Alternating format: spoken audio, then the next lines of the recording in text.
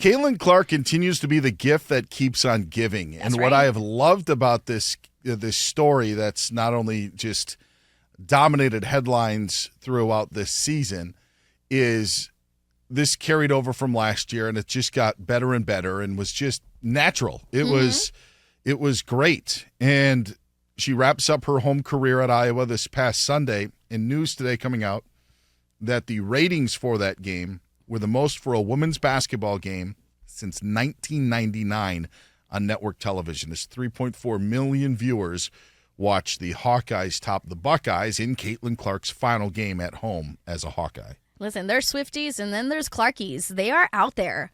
And you just see every game this season, the lines of people that are going to see Cailin Clark, whether it's a home or away game. It is quite incredible. And good for her. This is another story that came out today. And this from John Oran, previously of the Sports Business Journal. I think that's where a lot of people knew John's work, now working for the Puck. And he reported that Fox had considered at some point, and it didn't go far in talks, it wasn't presented to Cailin Clark, but Fox had considered, because of the number that we just presented, because the game was on Fox on Sunday, that Fox had actually thrown out the idea of putting together an NIL deal for Cailin Clark to keep her at Iowa, to try to entice her with more money because of the benefits that the network was getting from broadcasting Iowa basketball games. I mean, hearing that, how do you not love her even more? How do you not? Can you imagine what they offered her? And for her to say, nope, I am not going to stick one more year when she could have. I'm glad she didn't. She didn't need to. But, I don't know because I didn't play college sports. But to me, it seems like such a short period of time that you would want it to last as long as possible. And if I had a COVID year, I don't know if I would not take it, just because once it's done, it's done. It's over. You don't get to go back to college and do it again. It seems like something that I would want to hold on to, but give her credit for not, even though she could. She doesn't need to. But turning it down when people were offering you who knows how much, millions of money. So you think it was a difficult decision for her?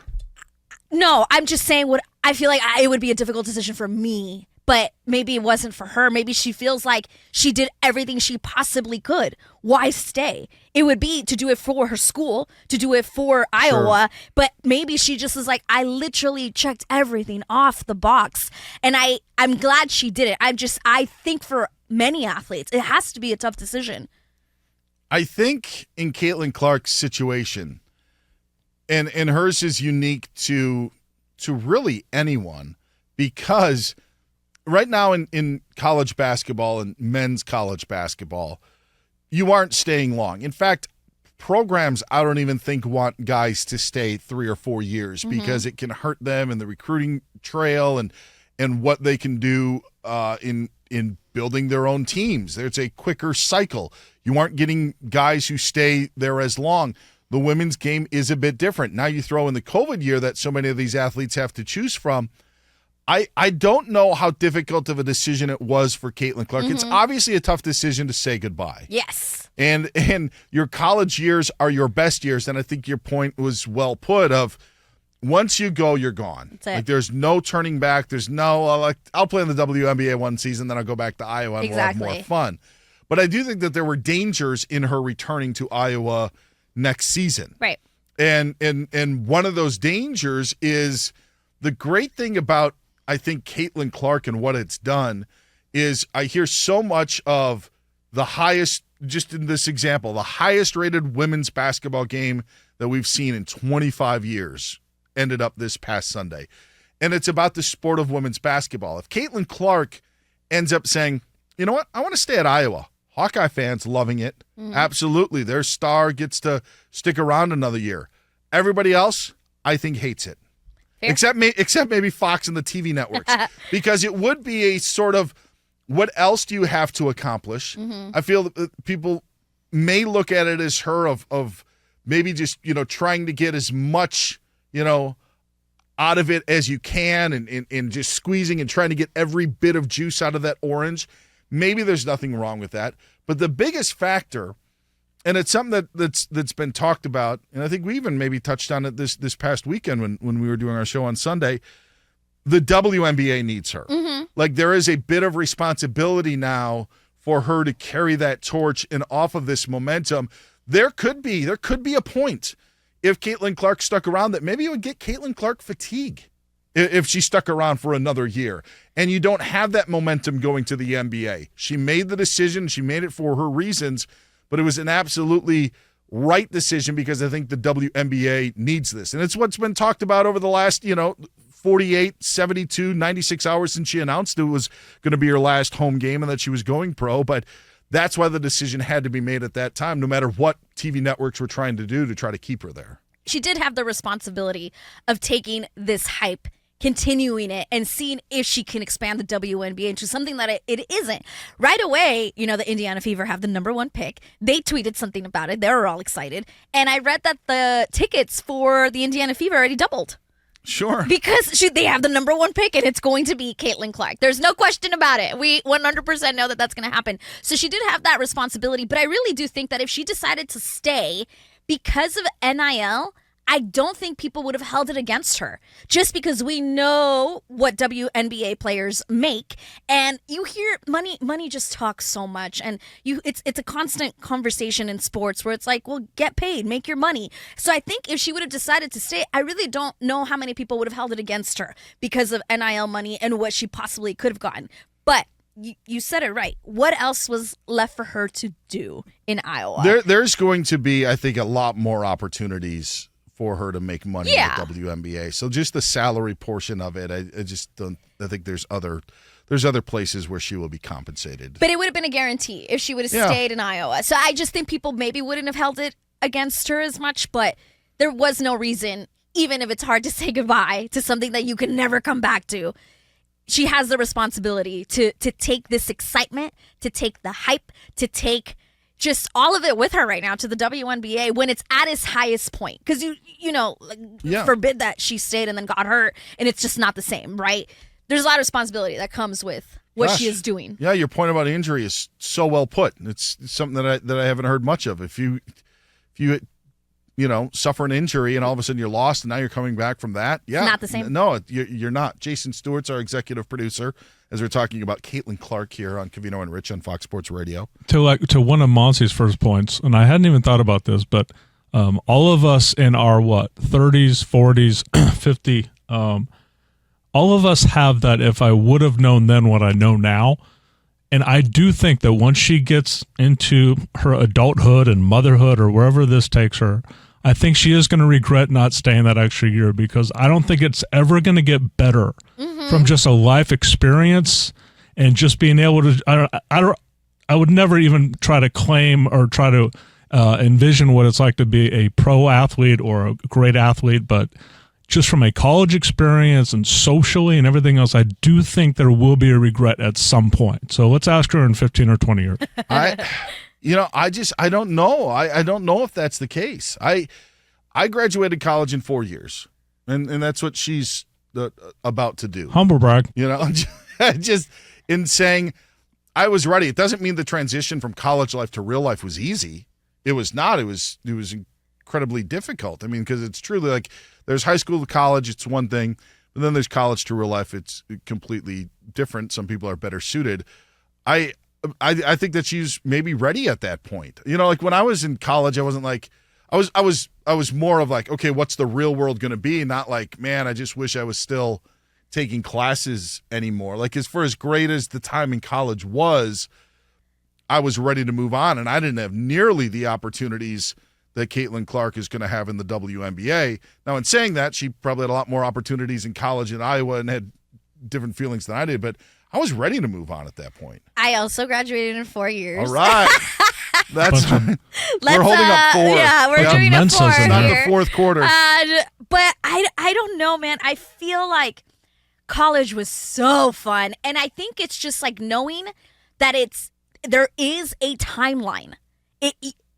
We're not talking about going, because you and I could go back to college. That's not what this is about. It's about playing in college. And this is all you're allotted, and you got a rare opportunity because of what happened in the world to do it one more year where it's not a normal thing. Because you and I can go back to college right now, but that's not the same. Correct. She is just, a Clarkie. There's Clarkies out there, not just Swifties. Now, again, I don't know if she'll regret it. I don't know if I would have made that decision. She is just in a position we don't understand, and it's hard. I can only imagine it's hard to say goodbye. There's also the point of how great everything has been, and we don't know how their season's going to end. I mean, going to a national championship game last year, maybe as far as they get in the tournament. You never know what's going to happen in that tournament setting, and obviously every team's going to be gunning for them and trying to take down Cailin Clark in Iowa, so nobody's going to be sleeping in their matchups when they face the Hawkeyes. But there is the risk of how everything has gone so well in the the last 12 months. To Montzy's point about avoiding injury, just things usually don't go like that. I think that fatigue could have set in. I think that people may have just been like, oh, whatever, and you lose some of that mojo. One of the things that has happened that we aren't talking about, and I don't know if it's anybody's fault, but leaving the national championship game last year, we had this Cailin Clark, Angel Reese LSU rivalry. Well, Angel Reese was dealing with her own issues in Baton Rouge and at time was away from the team, and LSU has had an up and down season. I don't think that there have been, outside of Juju Watkins, which was a one-game situation. Yep. It wasn't even the whole season that we're talking about her. But she, of having an individual rise up. Angel Reese is a star in women's basketball, but Haley Van Lith was a transfer that came from Louisville, and you thought you were going to have this super team. Like, Cailin Clark's kept this momentum going practically by herself. And that's not meant to disrespect South Carolina in their unbeaten season as they try to right the wrong from losing to LSU last year. But all of these stories that you thought were going to also lift, which the South Carolina LSU game was one that was very popular and people watching. So maybe I don't know if that's the exception to the rule. The point is it's been so much Cailin Clark that you wonder if you had it again, does it drown everything else out? And now it allows, with her moving on, these other stars to emerge in women's college basketball because she does take up so much space in that room. And that could have been the reason that made her decide to go to the WNBA. And I like that she announced it now as well. Kind of like it just allows everyone to find a way to say goodbye to her, to the teammates, and like you said, she's kind of passing the torch on to Juju Watkins and other players in college basketball. She had a lot of responsibility with the decision. And even though I'm not saying I would have done the right decision, because I do think it's the right decision. I do think it is the right decision. I'm just saying that I don't know if I would have made the right decision. Iowa women's basketball games on TV. This is from numbers that were gathered. I got this via the New York Post. Averaged 1.93 million viewers this season. The NBA on ABC has averaged 2.47. Yeah. So, just about 500,000 less. But again, the Iowa-Ohio State game on Fox on Sunday outdrew the Celtics-Warriors game. That game was a complete blowout. If it was competitive, maybe it's a different story, but that drew higher ratings on Fox than it did on ABC. Yeah, she's got the it factor. She's flashy. She's fun. And she also is like, your friend. Like, she's so relatable, Like, there's so many different reasons why Cailin Clark is doing this right now in women's college basketball. It's not just one thing. I think there's so many different factors, including the access to watching her on social media. How much do you think, too, is a new challenge?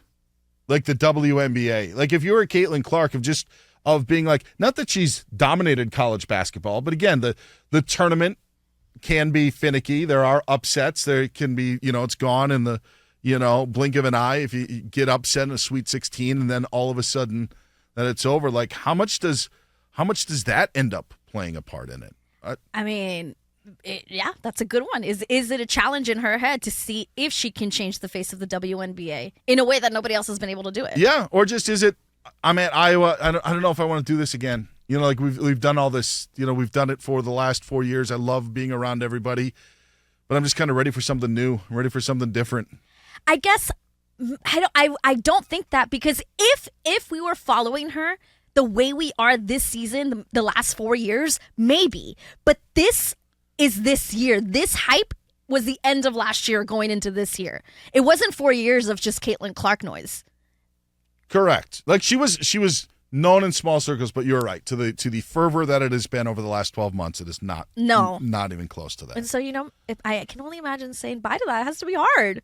I just don't think you can relive it. I don't think that you can live it. It's not again. reliving it. It's just continuing to live it. But it's not. That's something we should dive into. She's Monse Bolaños. I'm Dan Beyer. Is it too much of a good thing? Right? Okay. When too much of a good thing is too much, because there are a lot of examples, and that could be it. Like you think that Caitlin Clark's just going to have another magical run. Well, there's no more marks for her to really pass anymore. Mm-hmm. And while I thought the Pete Maravich mark was manufactured, it obviously you were totally fine with it. Yeah. I just to me everything with Caitlin Clark has been organic. Everything with that women's game has been organic, and that seemed to me just seemed manufactured. I wasn't like a huge fan of it because we had never talked about it before. We hadn't done previously. And it just seemed like, are we going to be doing that sort of stuff the next year as well to try to, what can she do now? It's like Evil Knievel over 8 buses. Tune in next week when he does 10. Like that's what it ends up being. Like, does that end up? Is that the reason why people were watching? Because all of a sudden Fox puts the bug up there of the countdown to how many points she has to pass Pete Maravich, and 3.4 million people are sitting there watching that as it's happening. Yeah, no, you're right. Maybe other people would have tried to take advantage of the situation, and there's a chance that people would have gotten tired of it. But it just doesn't seem like the hype is real and the hype is there. And I think if she would have come back, I don't know if people would have hated it as much. It's so funny that we compare it to the NBA, because the men's game is just right now. There's no star players that anybody's pointing to say that you can even. We're comparing Caitlin Clark, almost this one-person show carrying women's college basketball up against the NBA and the likes of LeBron James and Steph Curry and all these others, and where you'd think normally it would be like, let's compare, just like you said, Pete Maravich, men's and women's, not a big deal, but there's nobody in the men's game right now to even compare. No. We had to take a late great to end up doing it.